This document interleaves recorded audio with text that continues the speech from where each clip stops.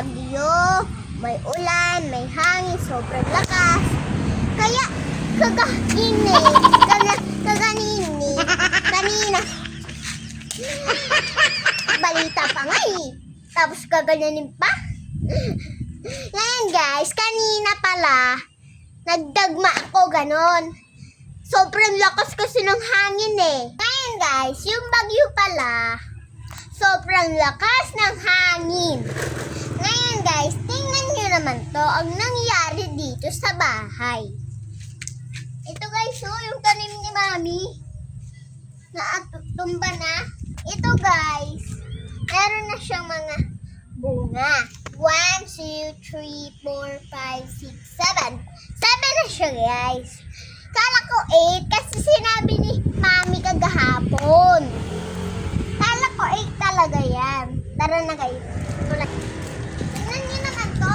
Yung talong ni Mami dito. Tingnan mo oh. Yung talong ni Mami dito. Ayun oh. Kitang-kita yun. Ngayon, ito siya guys. Tingnan. Yung ano ni Mami. Tsaka to. Ay! Wait lang guys. May papakita ko.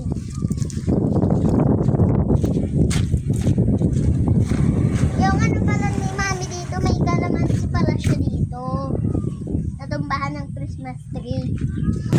Ito guys, so buti hindi yan nalipad. Kasi kung natumba talaga yan, na iiyak ako. Kasi mga tanim ko yan eh. Tara guys, wait lang guys. Ito din pala guys oh. Natanggal na din yung ano, yung mga sanga. Ito siya guys. Sanga oh. Kung may mga bagyo sa inyo, ingat-ingat kayo.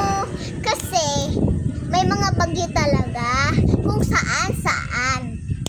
Kaya, mag-ingat kayo dyan ha. Parati kayo mag-pray guys ha. Kung kakain kayo, kung mga ano kayo, matutulog kayo. Para mag-pray kayo na mawala na ang bagyo.